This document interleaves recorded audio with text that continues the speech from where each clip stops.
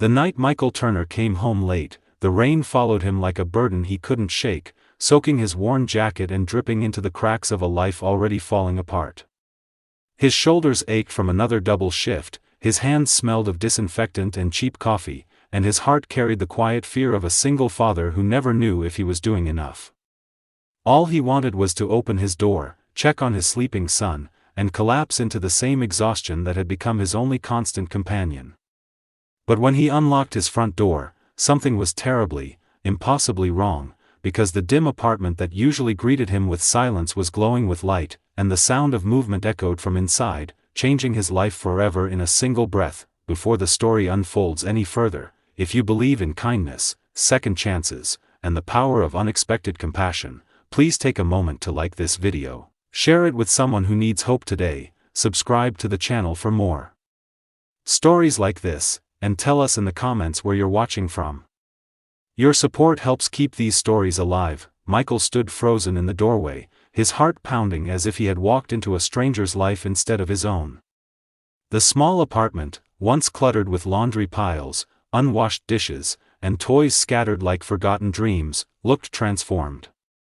The floor was clean enough to reflect the ceiling light, the smell of soap and fresh air replaced the usual scent of fatigue, and his son's drawings were neatly arranged on the wall instead of crumpled on the table. And then he saw her.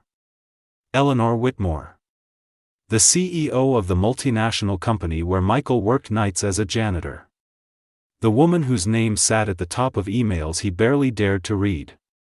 The woman whose office floors he cleaned silently while she made decisions that moved millions.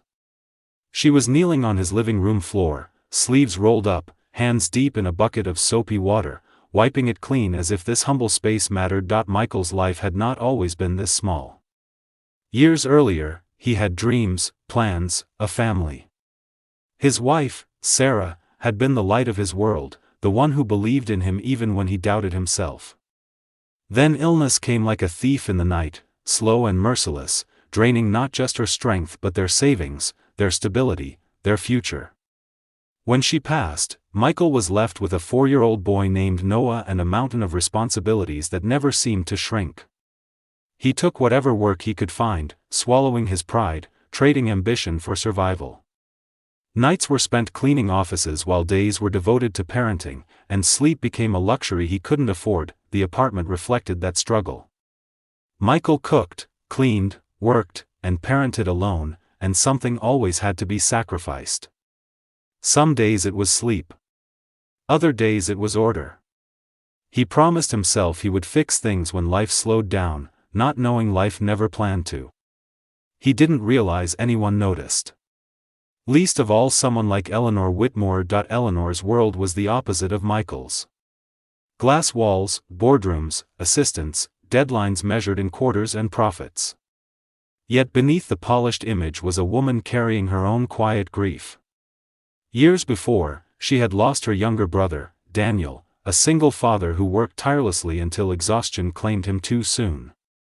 Eleanor never forgot the guilt of being too busy, too distant, too late. When she accidentally stayed late one evening and saw Michael through the security cameras, meticulously cleaning floors long after his shift ended, she noticed the picture of a little boy taped inside his locker.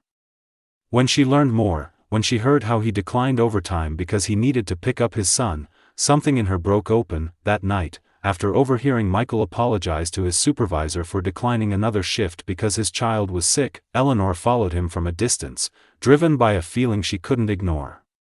She saw the worn stairs, the flickering hallway light, the small apartment door with peeling paint. She didn't knock. She used the spare key management kept for emergencies, telling herself this was one. And then she began to clean, not as a CEO, but as a human being who finally understood the weight one person could carry alone. As Michael stood there watching, his chest tightened. No one had ever stepped into his chaos and tried to fix it without judgment. No one had ever seen his struggle and responded with action instead of advice. The sight of Eleanor folding laundry, washing dishes, and straightening his son's bed felt unreal, almost cruel in its kindness. He sank into a chair, exhaustion finally breaking through his defenses, tears blurring his vision as years of pressure spilled out silently. Eleanor noticed him then, not startled, not embarrassed, but calm. She didn't explain herself right away.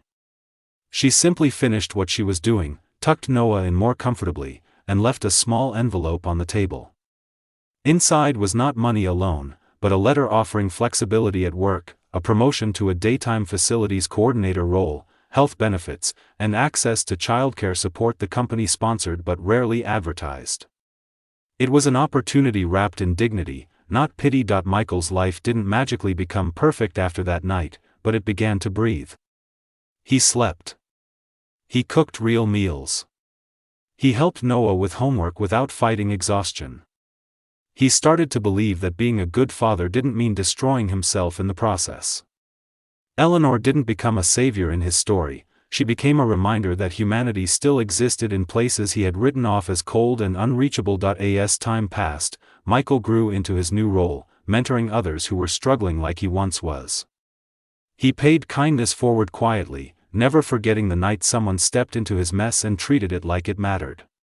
Eleanor, in turn, changed her leadership style, creating programs for employees that acknowledged life beyond work, honoring her brother's memory through compassion rather than regret. If this story is touching something deep inside you, if it reminds you of your own struggles or restores a little faith in humanity, please take a moment near the end of this video to like it, share it, and subscribe, because your engagement helps these stories reach hearts that need them most. And before this story closes, we ask you to comment below and tell us one word that describes how this story made you feel, because your words matter more than you know. Michael never forgot the sound of rain that night, or the way his life shifted, not because of a grand speech or miracle, but because someone chose to kneel on his floor and clean beside him. And sometimes, that is how hope really enters our lives, quietly, humbly, and just when we think no one is watching.